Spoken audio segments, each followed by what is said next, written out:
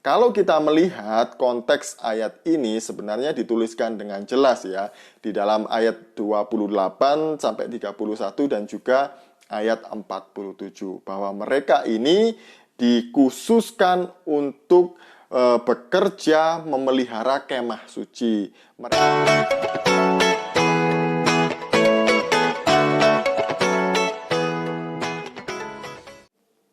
Shalom saudaraku, berjumpa lagi dengan saya Didi Juli. Kali ini saya mau meluruskan pandangan yang salah dari Ustadz Sugi Kristologi atau Salam Akal Sehat. Di mana di dalam videonya beliau ini mengatakan bahwa Tuhannya orang Kristen itu minta jatah cewek. Benarkah demikian?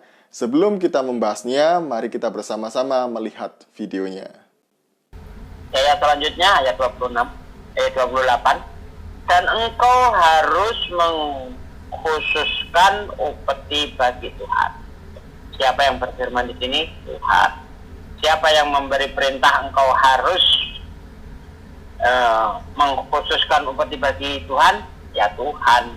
Nah, apakah ini tidak berarti Tuhan itu memaksa? Nah, karena kata harus itu hukumnya wajib. Harus menyisakan upeti untuk Tuhan yang berupa hewan, cewek, dan sebagainya. Apakah ini bukan berarti Tuhan minta jatah cewek? Kenapa harus malu-malu mengakuinya?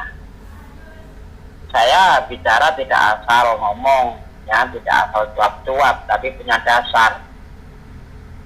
Di Facebook kemarin, saya tidak mengatakan cewek itu mau ditiduri Tuhan atau apa, tidak. Yang saya tanyakan itu lebih pilih Tuhan yang memberi cewek atau Tuhan yang minta jatah cewek, itu saja. Sebelum saya menjelaskannya, saya mau mengoreksi terlebih dahulu kalimat Tuhan minta jatah cewek. Nah, kalimat ini sebenarnya konotasinya sangat negatif sekali ya, dan tidak pantas kalau ini ditujukan kepada Tuhan. Apalagi di dalam konteks bilangan 31. Karena memang ceritanya tidaklah seperti itu.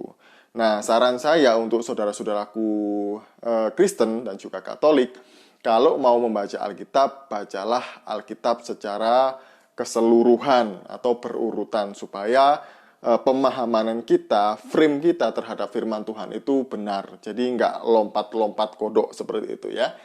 Nah, benarkah di dalam bilangan 31 itu ceritanya seperti apa yang disampaikan oleh Ustadz Sugi Kristologi tadi? Mari kita bersama-sama membahasnya.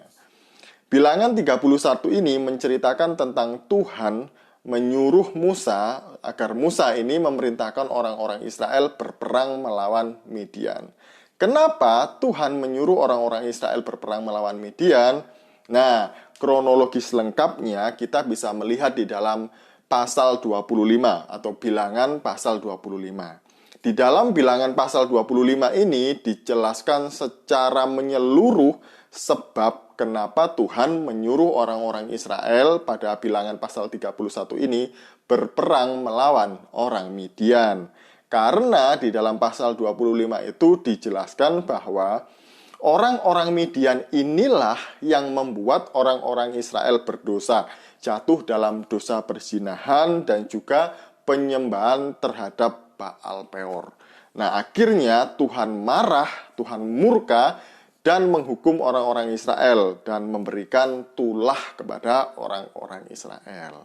Nah, disinilah akhirnya pasal 31 itu Tuhan memerintahkan supaya menumpas habis orang-orang Midian yang sudah menyesatkan orang-orang Israel ini tadi. Pada pasal 31 ayat 9, itu orang-orang Israel sedang pulang dari pertempuran mereka melawan orang Midian. Dan orang Israel menang dan berhasil membunuh semua laki-laki yang ada di Midian. Nah, kecuali ada beberapa orang ya yang masih tersisa. Dan kemudian mereka membawa semua jarahan atau rampasan itu pulang, termasuk perempuan-perempuan dan juga anak-anaknya. Dan yang menarik di dalam ayat 14-18 itu, Ketika Musa melihat orang-orang ini membawa perempuan-perempuan Midian ini pulang, hati Musa itu gusar. Nah, kenapa hati Musa gusar? Saya akan bacakan ya, supaya kita mengerti semuanya. Maka gusarlah Musa kepada para pemimpin tentara itu, kepada para kepala pasukan 1.000 dan para kepala pasukan 100 yang pulang dari peperangan. Dan Musa berkata kepada mereka, "Kamu biarkankah semua perempuan ini hidup? Bukankah perempuan-perempuan ini atas nasihat Bileam menjadi sebabnya orang Israel berubah setia terhadap Tuhan dalam hal Peor, sehingga tulah turun ke antara umat Tuhan? Maka sekarang bunuhlah semua laki-laki di antara anak-anak mereka, dan juga semua perempuan yang pernah bersetubuh dengan laki-laki haruslah kamu bunuh. Tetapi semua orang muda di antara perempuan yang belum pernah bersetubuh dengan laki-laki haruslah kamu biarkan hidup bagimu." Nah, ini menarik ya, karena orang-orang Israel ini tadi membawa perempuan-perempuan Midian pulang, hati Musa gusar karena harusnya orang-orang ini juga ditumpas. Kenapa orang-orang ini harus ditumpas? Karena perempuan-perempuan Midian inilah yang menyebabkan orang-orang Israel berdosa dalam dosa perzinahan dan juga penyembahan terhadap Baal Peor. Akhirnya Musa memerintahkan kepada mereka untuk membunuh semua laki-laki yang masih tersisa dan juga semua perempuan yang sudah pernah bersetubuh dengan laki-laki. Jadi mereka harus dibunuh karena mereka ini yang menyebabkan orang Israel berdosa. Tetapi ada gadis-gadis muda atau anak perempuan-perempuan yang masih muda yang belum bersetubuh dengan laki-laki itu dibiarkan hidup.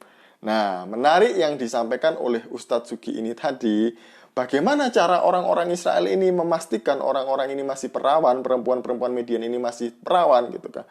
Apakah diperkosa satu persatu seperti yang di video berikut ini? Untuk Tuhan.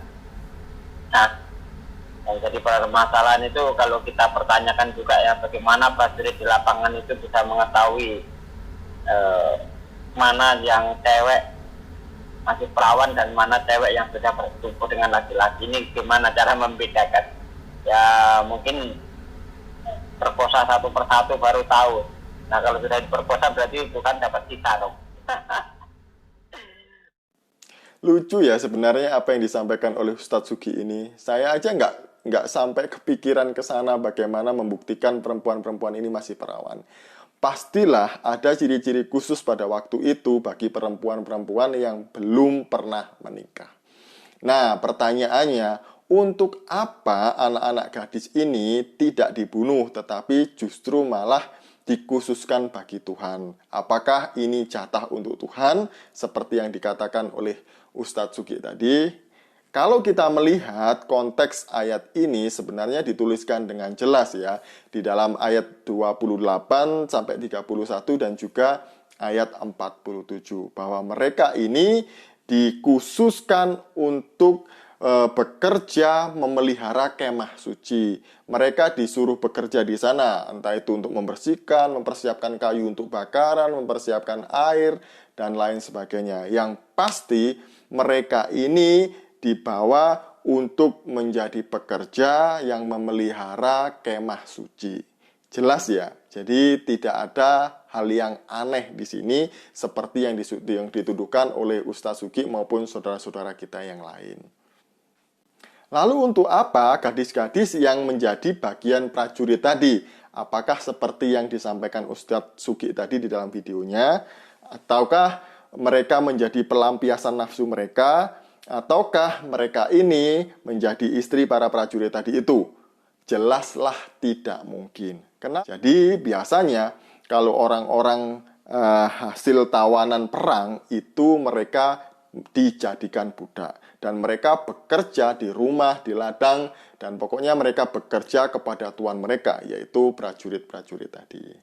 Nah, dari sini jelas bahwa apa yang dituduhkan oleh saudara-saudara kita Muslim itu tidaklah tepat dan tidak benar. Karena dalam Bilangan 31 itu ceritanya tidak seperti itu. Nah, ini jawaban saya. Semoga ini mencerahkan kita semuanya dan menjawab semua tuduhan yang dialamatkan kepada kita. Shalom, salam waras, Tuhan Yesus memberkati.